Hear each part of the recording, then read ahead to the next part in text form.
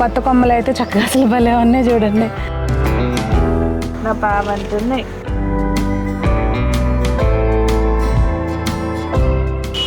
భయం వేస్తుంది తిరిగిపోద్దామని.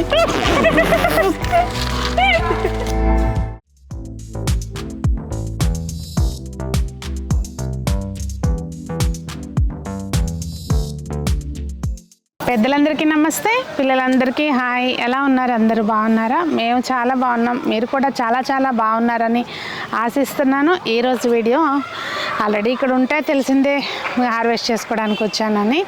ఈరోజు స్పెషల్ ఏంటంటే మనకి రామఫలాలు మళ్ళీ వచ్చినాయండి, అవి కోద్దాము. అలాగే మన ముసుగు వంకాయల అప్డేట్ కూడా మీకు వీడియోలో చూపిస్తాను. భలే క్యూట్గా ఉన్నాయి.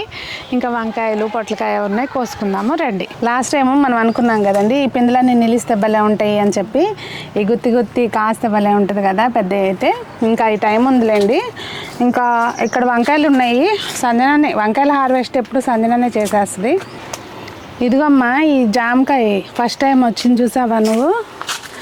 ఇది స్ట్రాబెర్రీ జామ్ అంటండి. పిండి వచ్చింది, మరి మా దాకా వస్తుందో లేదో తెలీదు. ఇది చెట్టు కొంచెం సరిగ్గా స్ట్రైట్ చేపించి కట్టించాలి. ఇంకా కాపు కొంచెం తగ్గింది వంగ ఇప్పుడు కొంచెం ఎరువు వేయాలి బాగా. ఈ టైంలోనే తవ్వి వేస్తే బెటర్ అండి. కొంత అయితే బాగానే ఉంది కానీ కాపు కొన్ని చోట్ల బాగా ముదురు కొమ్మలకైతే ఇప్పుడు ఇంకా మళ్ళీ పూత కింద రావాలి. ఇదిగోండి కొత్త కొమ్మలు అయితే చక్కగా అసలు భలే ఉన్నాయి చూడండి. ఇంకా ఆకులు కూడా అలా ఎప్పుడప్పుడు కింద వైపున క్రౌడ్ లేకుండా చూసుకుంటే అండి మనకి నీట్గానే ఉంటుంది. ప్లస్ పెస్ట్ కూడా తొందరగా అటాక్ అవ్వకుండా ఉంటుంది. ఇదిగోండి ఈ జంబో వంకాయలు అసలు ఆ ఇత్తనమే అట్లా ఉన్నట్టుంది. ఈ కింద దూరం ఉన్నాయి కాయలు. ఇదిగోండి నా పావంటున్నాయి. ఈ నాకు చూడండి ఎట్లా ఉందో. లాగా వాడుకోవచ్చు. ఇలా ఇసరాలి సంజనాకి. టిఫిన్ ప్లేట్ అంత ఉంది. ఇవ్వండి నేలలో పెట్టిన మొక్కలు ఇవి టమాటాలు కొంచెం ఆ గుత్తి కట్ చేయమ్మ అట్లాగే.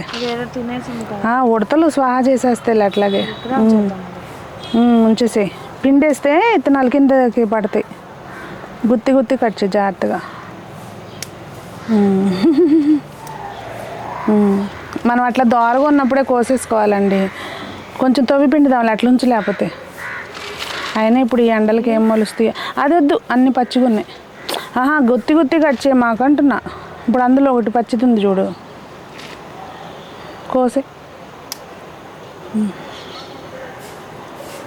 పచ్చిగా ఉన్నాయి. నాకు ఇందాక ఒకటే కనిపించింది. ఇదిగోండి ఇవి కోసాము, ఇంకా ఉన్నాయి పొట్లకాయ అవి కోద్దాము. రామఫలం కూడా ఉన్నట్టుంది చూడాలి. రామఫలం మళ్ళీ ఇంకొకటి పండింది చూడు అక్కడ.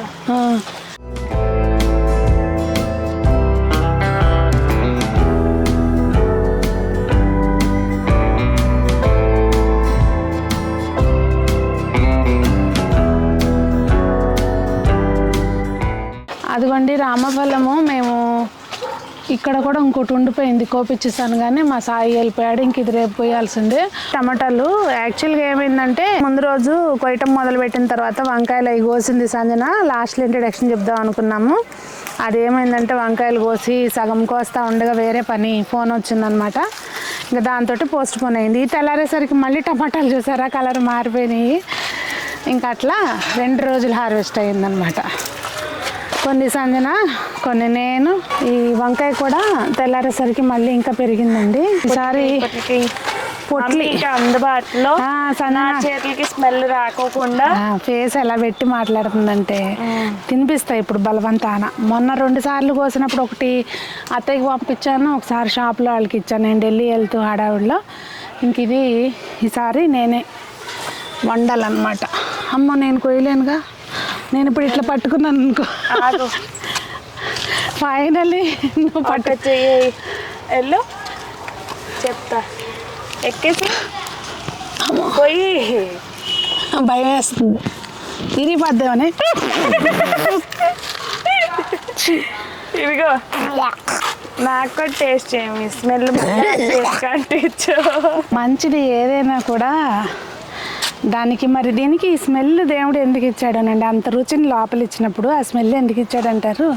ఏమో దీని వెనక ఏమి ఉంది కాబట్టి ఏమి అర్థం పరమార్థం ఉందో మరి మనకు తెలియదు. కానీ అక్కడ ఇంకొక వంకర టింకర్ వేలాడుతుంది. టింకర్ వంకర్ పెద్దగా అవుతుందో తెలీదు. ఇంకా మళ్ళీ అయితే ఏం పిందెలు కనిపించట్లేదు. చూద్దాం ఈ ఎండలకి ఏం కాస్తాయేమో. ఇదిగోండి ఇక్కడ మళ్ళీ మెంతికూర, కొత్తిమీర ఇలా వరుసగా పోసాము. అయితే ఏంటంటే మనకి ఇప్పుడు కూడా వేసుకుంటే ఇదిగోండి ఇప్పుడు వేసుకున్నా కూడా ఆకుకూరలు మొలిస్తే కనుక మనకి చక్కగా ఎండాకాలం అంతా ఇబ్బంది ఉండదండి.